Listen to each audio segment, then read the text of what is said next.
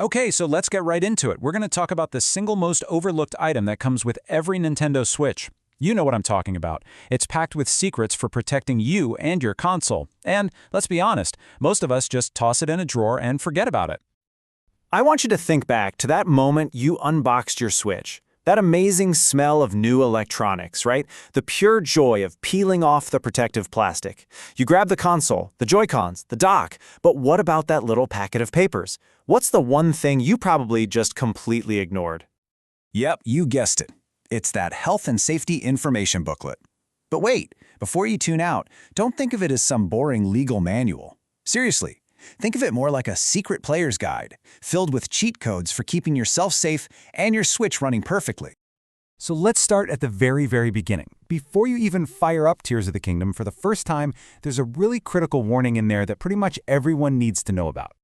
This is a pretty serious number. According to Nintendo's own guide, about 1 in every 4,000 people could have seizures that are triggered by things like flashing lights or patterns in video games. And here's the really important part. This can happen even if you've never ever had a seizure before in your life. So the advice they give is crystal clear. If you start to experience any of these symptoms, like twitching, weird vision, or just feeling confused and disoriented, this is not something you just try to power through. The manual is very direct. Stop playing right away and go see a doctor. This is vital health advice. The good news is you can actually lower the risk. Nintendo lays out 3 super simple rules. First, always play in a room that's well lit. No gaming in the dark. Second, try to avoid playing when you're super tired or haven't gotten enough sleep. And third, and this is a big one, take a little break about 10 to 15 minutes every single hour you play. Now, that advice is just the start. The manual actually becomes this whole little wellness guide for gamers. It goes way beyond just the seizure warnings and gets into the everyday aches and pains we've all felt. Does any of this sound familiar to you? The guide talks directly about some of the most common gamer complaints out there. Eye strain from staring at the screen, getting motion sick in certain games, and of course, those repetitive motion aches in your hands and wrists after a marathon gaming session.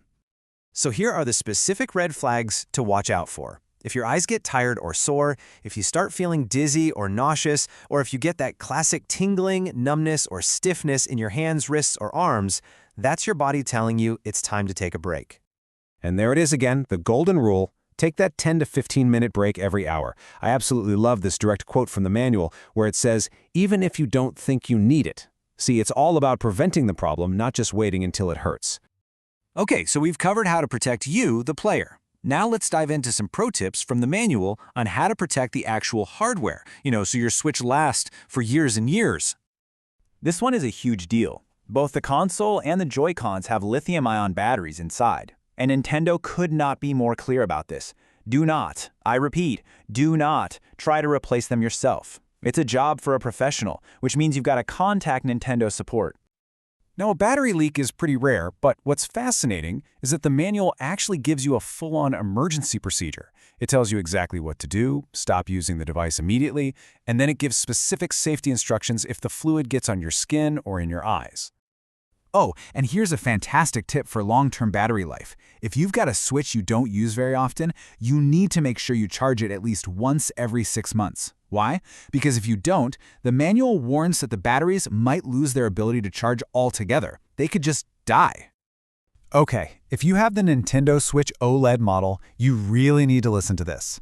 The screen comes with a special layer already on it called an anti-scatter film. This is not a temporary screen protector that you're supposed to peel off. Its job is to hold the glass together if it ever breaks. The manual says it in bold. Do not peel it off. All right, let's shift gears now to a section that's specifically for all the parents and guardians out there. The manual actually spells out exactly how you can make the Switch a safe and family-friendly environment. Nintendo gives you a really powerful set of tools here. You can set up parental controls right on the console itself and then lock them with a pin. But what's even cooler is you can download an app for your smartphone to manage all the settings remotely, and you can link your kid's account to yours to keep an eye on eShop purchases. It's pretty comprehensive. All right, for our last section, let's tackle the part of the manual that makes everyone's eyes glaze over, the warranty and all that fine print. But don't worry, we're just going to decode it and pull out the stuff you actually need to know. When you break it down, it's actually pretty simple. For 24 months, you're covered if something is wrong with the Switch because of how it was made. But what's not covered is accidental damage, like dropping it, spilling something on it, trying to mod it yourself, or using some sketchy third-party accessory that fries it. Okay, listen up, because this might be the single most important sentence in the entire warranty section. Basically, if you send your Switch in for repair, Nintendo is not responsible for your save data. They even say that, depending on what needs to be fixed, your data might just get wiped. So the huge takeaway here is incredibly simple. Before you ever send your console off to Nintendo, back up everything. Your save files, your screenshots, anything you care about. Because at the end of the day, it's on you to protect it, not them.